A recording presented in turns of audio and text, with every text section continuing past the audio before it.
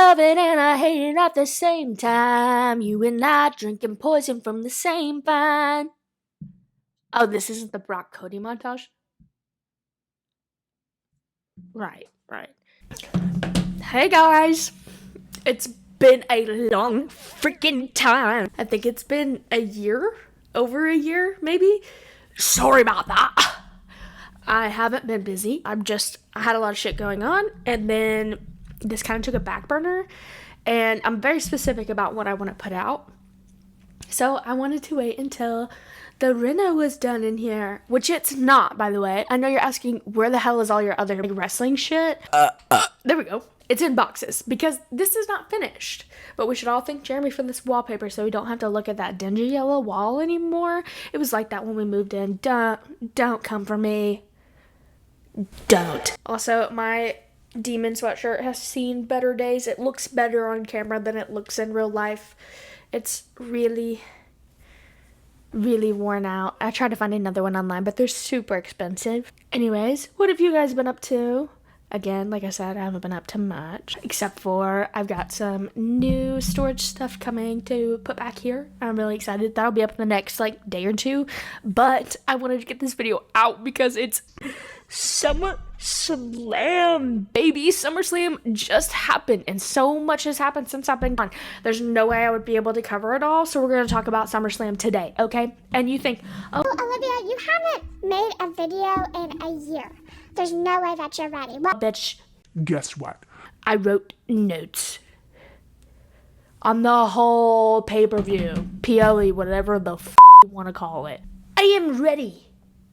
Let's go. The first note that I have is that their theme for SummerSlam was Born to be Wild, and I loved it. I thought it was fantastic. I've been hating their stupid themes recently. The last one was a Weeknd song, The Weeknd, and it didn't make any sense, and I did not like it. I liked that they went with an older song for this one. I don't necessarily think it has to be an older song to be good, but putting the Weeknd in pay-per-view is just weird to me. And then we had the first match of the night. We have Logan Paul versus Ricochet. And I've said this once, I'll say it again, I'll say it until my dying breath.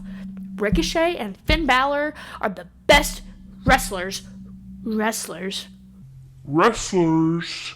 in the company, period, per 8. I will take no criticism on that.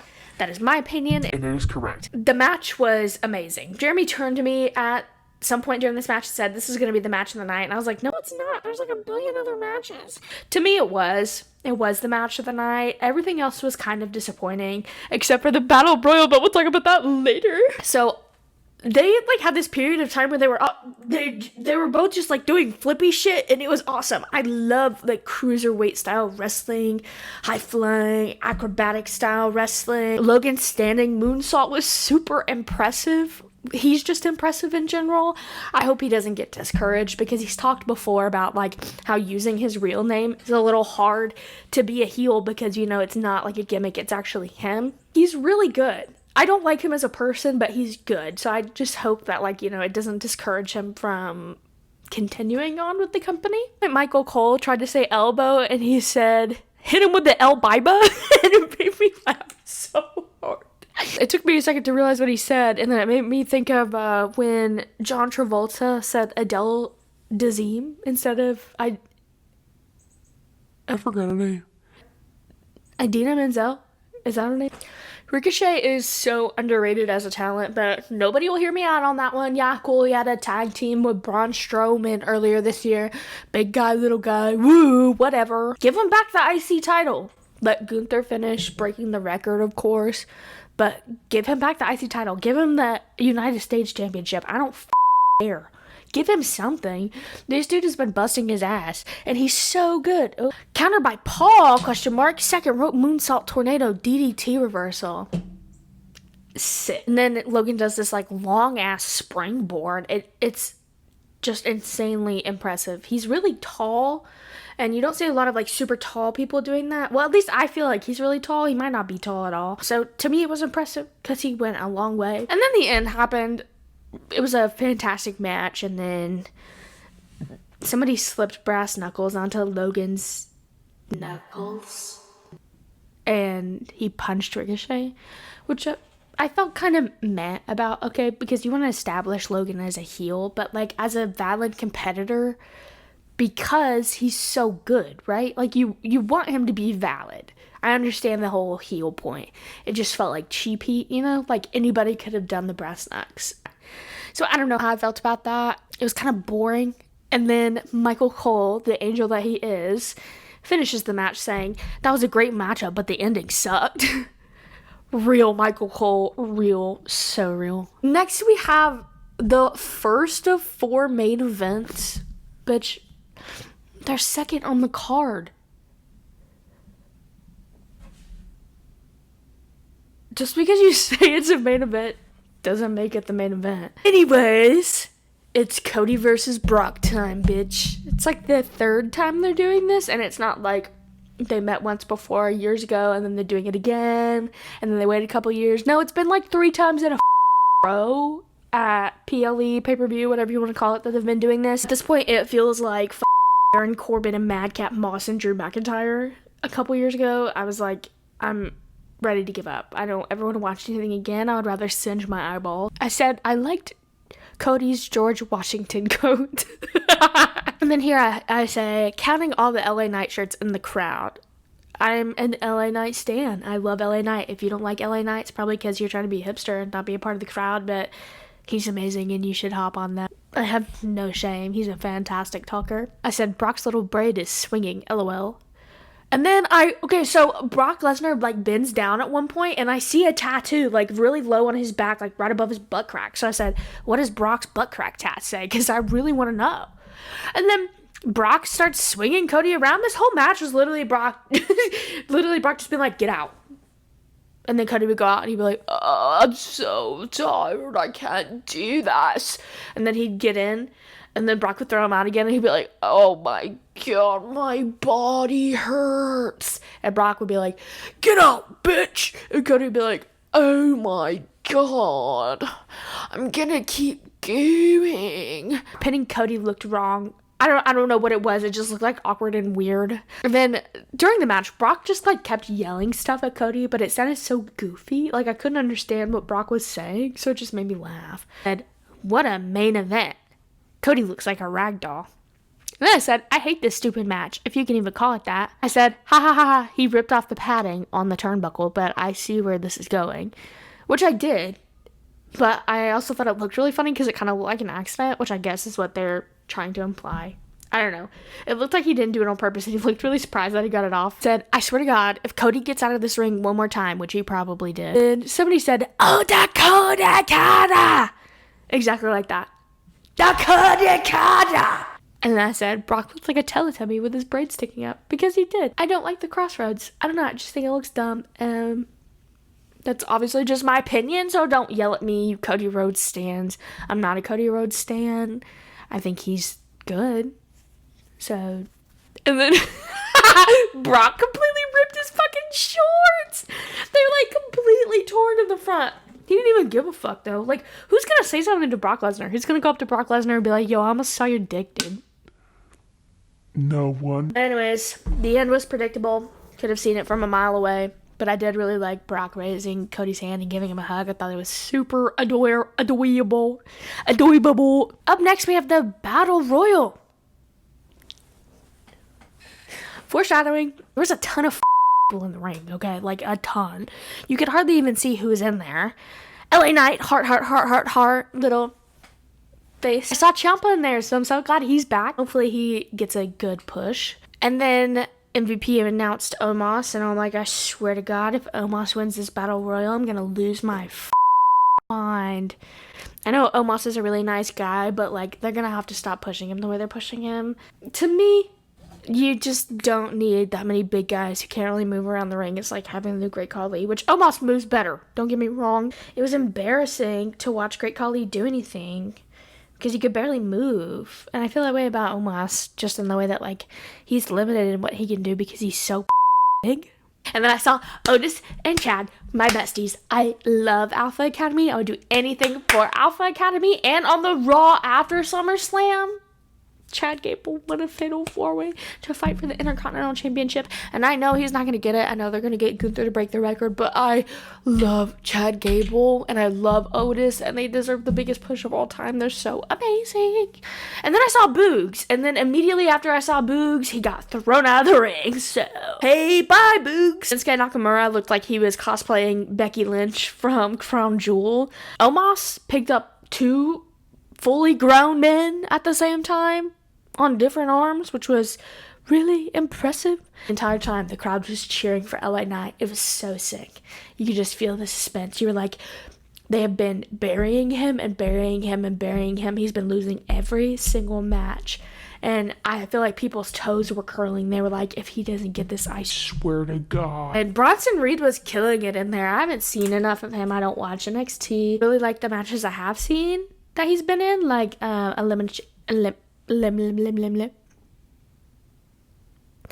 Elimination Chamber, and he's a big guy and he can move very well. I like the way AJ does stances in the ring. I'm not an AJ stan. I think he's okay, but he looks like he's trying to do like the Black Widow like poses when he lands. Do you know what I'm talking about? You know what I'm talking about. Then LA Knight throws Sheamus out. After they fixed the botch that happened on SmackDown, they did the exact same thing, but they actually got it this time. And I was so excited. I will insert a video here of me losing my mind when he won.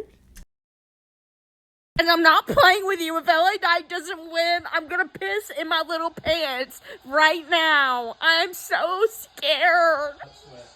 Ah! Yes! Yes! Yeah! Yeah! We have to go back and listen to the pop. Sorry! Yeah!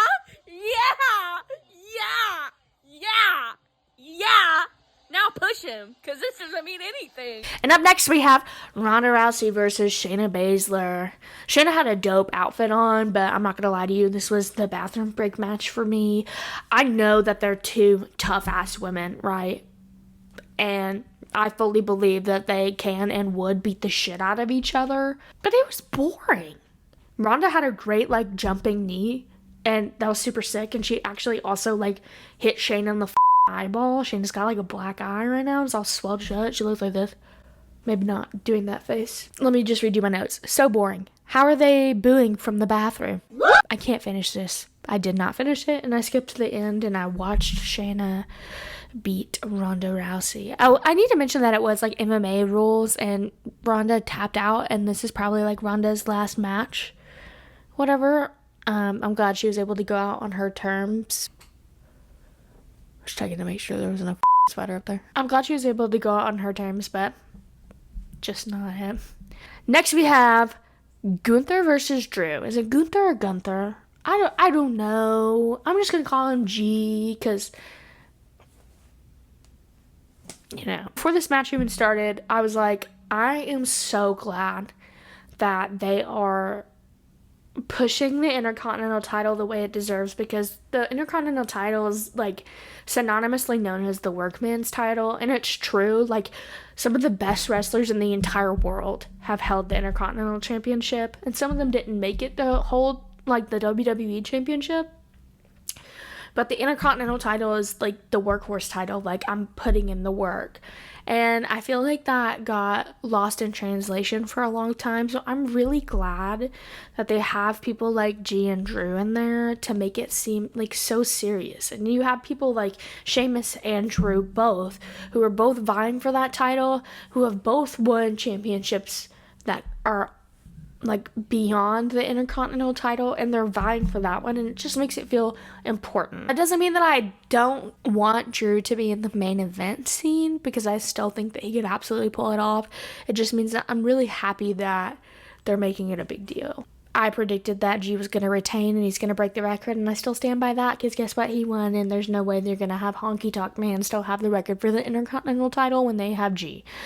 What are they going to do with MC? I don't know what MC means. I wish I knew what I was talking about. Mick? Their ad placement was crazy for this entire thing. I think there were 2 matches where they just had the entire ad like around the ring on the banners and then on the barricades themselves. Absolutely insane. I gotta go poop. I'll be right back. Damn. I should have taken a bathroom break during Ronda and Shayna again. We're at G and Drew. My dad is super impressed by G. He used to watch wrestling all the time, which is where I got it from, you know. And he said, I watched Raw because there was nothing else on the TV, and you want to guess who I was impressed by? And I guessed a bunch of people, and I was wrong. It was G. And I was like, yeah, he's amazing. I've told you so. His chops are fire. Drew has good chops too, so it's like a chop fest. And then somebody said, when was the last time you saw a chop drop McIntyre? WrestleMania this year, dog. 4 months ago. I just really like G in general. I think he's fantastic. In his interviews, he seems like such a nice guy. He's really awesome in the ring, and I'm really happy that he's going to be the one to break the record. One thing I have beef with, though, is that when people kick up, you know, it's called a kip up. Why is it called kip? They're kicking up. It should be called a kick up and not a kip up. At one point, Drew was like waiting to claymore G, I guess. But he started doing that edge thing in the corner where he's like, come on. And it just looked like edge cosplay. It was a little odd. The pace started to get a little bit weird, so I was wondering if their time got cut. The match went on for a decent amount of time, I guess, but it just like, I don't know, the pace just got a little cray-cray. Jeremy thought so too, so I'm not crazy. One of my favorite quotes of the night from Michael Cole. One of those chops would knock me to the front row. And then during this match is when I spotted Green Shirt Guy. And I'm going to show you guys a picture because I'm pretty sure that I found Green Shirt Guy in an old episode of Raw from like 2006 or 7. He wasn't wearing his green shirt, but he was wearing the same hat. And he was sitting in that same spot. So I'm going to insert that picture right now if I can.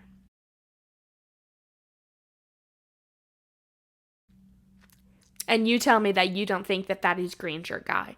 G did a splash and it looked a little silly.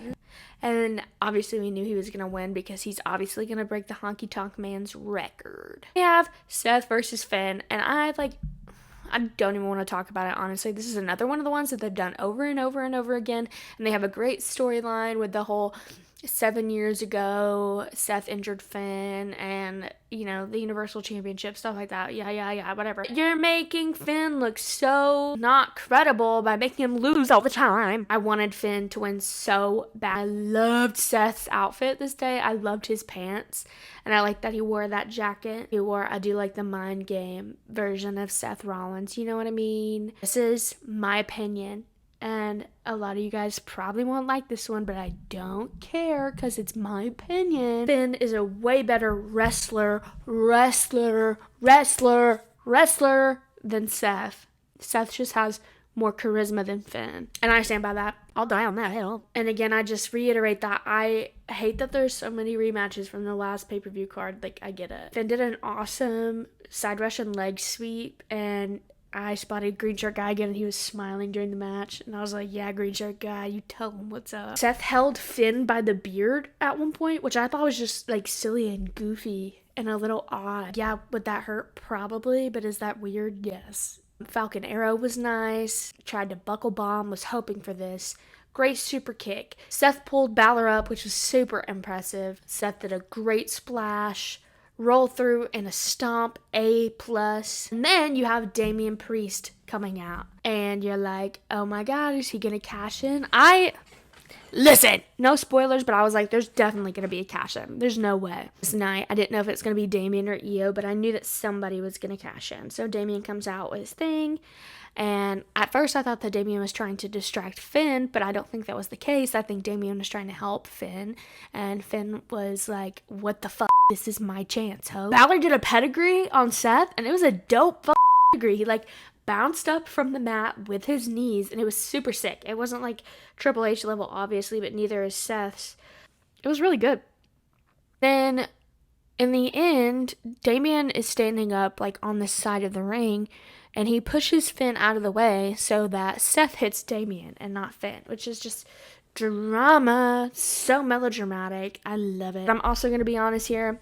I don't think Finn fits with the Judgment Day. I never have. I think Finn is so much better as a babyface. He's not a bad heel, But I don't know. You can't make me dislike him. It's not that Finn isn't intimidating, right? It's just that, I don't know, it just fits better with him as a babyface. That's just my opinion. Everybody calm down. It was a good match, but Finn lost again, and I'm just over it. I'm over Finn losing. Next time Finn loses, the match is going to get a 0 out of 10. I'm sick and effing tired of it. Then we get Charlotte versus Bianca versus Asuka. And I need to preface this by saying I'm not a fan of triple threat matches. There's been approximately one triple threat match that I've liked, and it was Shawn Michaels, Triple H, and Redacted at WrestleMania 20. And I need to start off by saying that Charlotte looked gorgeous. Like, it's the most beautiful I've ever seen her look. I think she's beautiful, period. But she looked insane in that gear. She looked just amazing. Bianca ended up being like a walking ad with her gear. She looked like a C4 can, which was kind of funny. Asuka has great knees. Not like, oh, I just love the way her knees look. Just standing. She's great, like, knees. Like, I'm hitting you with a knee. You know what I mean. And Charlotte's shirt almost came off at one point when they were trying to do a spot. And so Bianca and Asuka were just sitting in the corner waiting. And Charlotte actually had to get the ref to, like, rebuckle her shirt. It looked really awkward and really bad. Charlotte did a double natural selection, and it was sick. And then Asuka did double knees, which was sick. The match was okay. Like, there were some good spots, like I pointed out, but it just, like, felt all over the place. It didn't feel structured. I'm not sure why. It could just be, again, because I don't like triple threat matches. Sick backflip. And then I said, think we're going to see a cash in. At one point, somebody went for a pin, and the ref was checking underneath for the shoulders.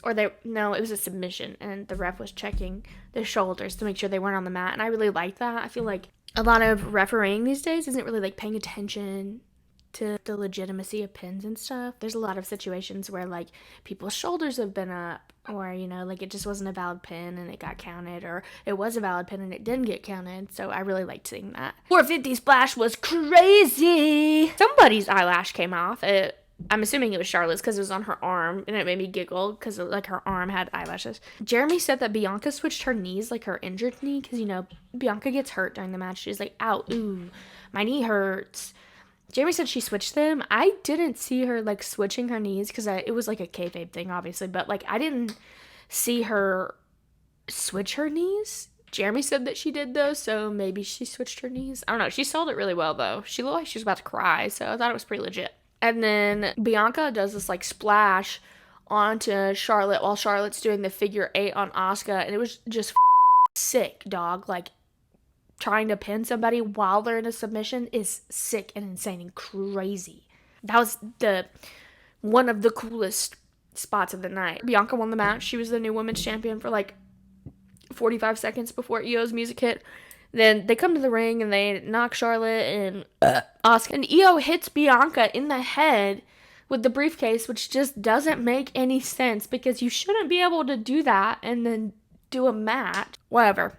I'm happy for Io Sky. I know a lot of people really like her. I hope that she has a really great reign with the title. I'm not a big Io Sky person. I don't see it personally, but I would much rather see it on Io Sky than see it on Charlotte again. Hey. And then we have the actual main event of the night, right? Not the 4 out of 4. This is the main event. This is the last match on the card. This is the main event. We've got Roman Reigns versus Jey Uso. And I know so many people were excited for this match. It was tribal combat. It was tribal combat. I just gotta reiterate again, I'm not a big bloodline person. I like the idea of it, but I don't buy into the shtick of it, so it's not like my thing. I'm not emotionally attached to this match, except for I am emotionally attached to Roman Reigns. That man is gorgeous and beautiful and amazing and stunning, and he looks like a Greek statue, and his wife is beautiful too. I just want to be a part of their family really bad. You guys are gonna be mad at this, but before I even watched the match, I was getting bored. I was like, I don't even want to watch this anymore. This pay-per-view went on for such a long time. I actually took off of work the next day for it, and thank God, because Jeremy and I didn't finish this until like 1:30 in the morning. That was with me skipping all of the promos and stuff. Not the promos, the like packages, whatever you want to call them. It was a long time. They had a good pop for Jey, though, in the crowd. I was really happy to see that. Cole said that Roman has been gaslighting Jay for weeks now, and it just made me giggle. Cole is now Gaslight Gatekeep Girl Boss Cole, and I love it. Jay was feeding into the crowd, like they were chanting for tables, and so he put a table up, and everybody was like, yeah, what the yeah. I mean, I didn't get smashed for a while, but still, everybody was like, yeah, they're listening to me. Who missed the Uso chants? You know how, like, the brothers just go, ooh, so. I do miss that. I said, wow, another super kick, who's surprised? I watched, I go through, like, periods of time where I just, like, scroll through wrestling, right? I'll just, like, watch random timelines. And I watched something with the Usos from, like, maybe a year or two after they got to main roster. And it was great. Their technical wrestling was awesome. They didn't, like, super kick the entire time. And now that's all they do. So I just wish that they would go, like, a little bit more back to that. I'm tired of seeing them do the super kick 24/7. My dad did give great praise to this match and say, like, this felt like how it used to feel during wrestling. I didn't feel that way. And then I said, more like stupid man punch. I hate the Superman punch. I think it's the dumbest finisher of all time. I would rather see Otis do the worm over and over and over and over again. I would rather see Scotty 2 Hottie and Otis do a worm contest in the ring for 4 hours straight than watch Roman Reigns do one Superman punch, because it is so dumb to me. It is so stupid. It doesn't look credible. It looks so stupid. The crowd was great during this match. Everybody was like, yeah, rah, rah, rah, rah, rah. And if you spotted him, you spotted him, but Chef Reactions was in the fucking crowd and helped Jey Uso stand up on the barricade at one point. Absolutely sick, dog. What the hell? Through the table! Roman Reigns gets thrown through the table, but then he cuts his arm and his precious blood leaks out, and it made me really sad because he's beautiful. Oh, and then they were like going through the crowd. You know, this is like a tribal combat theme, which is basically just like no DQ. So they're like going through the crowd and shit, and there's just one guy at this one point where they stop, and he just keeps screaming. He says, "Do it for Jimmy J. Jay, don't listen to Roman." And then Solo comes up, which everybody knew was going to happen. And the guy goes, Solo, why? Amazing. And then Roman accidentally speared Solo. Somebody said, and I was like, whoa. I actually believed that out completely. And then we get to the absolute worst part of this pay-per-view, other than Shayna and Ronda, and it's the ending of this match. So everybody knew that Jay was going to lose, right? Roman's not going to lose anywhere except for WrestleMania. We get that. We know. Okay? We know. But Jimmy left the bloodline first. So why the wow would he leave the bloodline, get his brother to come with him, and then sabotage his brother and turn heel again? Make it make sense. Because to me, it doesn't. People started beefing with me in the comments of an Instagram page because I was like, the f*** gonna do with Jimmy now? Somebody was like, stop complaining. I was like, I'm not complaining. I don't understand what the f*** they're gonna do with him. What are they gonna do? Somebody said that they might do a fatal 4-way, and I thought that was pretty sick. So I really do like that idea. I'm not against the Usos being heels, right? But the Usos have been together their entire career. So I'm not really sure how that's going to play out because their style has changed so much. I feel like, personally, if it was like early day Usos, they could have separated with that kind of wrestling style that they did have, but they don't have that anymore. They don't have that strong sort of wrestling style, at least in my opinion. So I don't know. It just feels like off. So I'm not really sure what's going to happen. Also, I want to see Solo go off and do something on his own because I think he's pretty good. You know, from what I've seen, he's good. And I want him to get a chance to do something other than just like be a lackey. You know what I mean? Overall, SummerSlam, very interesting. Didn't exactly feel like a SummerSlam for some reason. Not sure why. I will definitely give the SummerSlam this year like I would say an 8 out of 10, you know? It really wasn't bad. It wasn't my favorite, but it wasn't bad at all. My match of the night, obviously, was Ricochet and Logan Paul, which was the first match. So my least favorite match of the night was Ronda and Shayna because I couldn't even finish it. My favorite moment was LA Knight winning the Battle Royal, obviously. Finally, this man's gonna get a push. And then he did an awesome promo battle with The Miz on Raw, and it was just like insane. It was so good because The Miz is so good on the mic when he gets in that headspace, and he got in the right headspace, and it was just amazing. Least favorite part of the night, was probably Finn Balor losing because it's just ridiculous and stupid, or Jimmy turning on Jay, because I don't see what's gonna happen from that when they've been a tag team their entire careers. This could be speculation, and I could just be, like, yeah, I'm just overthinking it. But I was like, well, Jimmy's wife, is in Impact now. So what if he leaves? Who knows? The next time you see me, you guys, everything will be set up and everything will look super cool. And I'm really excited to show you. Make sure you follow the Buckle Down on Instagram and TikTok. I've got podcasts set up on this channel, so hopefully I'll figure out how to do that. I'm still trying to figure out how to upload just regular schmegular podcasts on like Spotify, Apple Music, but I will have that. Make sure you subscribe to this channel so you get to see my face every time I post. Again, I'm so happy to see you, so happy to be back. Ignore the creases on the wall because you won't even see them next time. But guess who you will see next time? Me. I'm back, bitches! I know it is.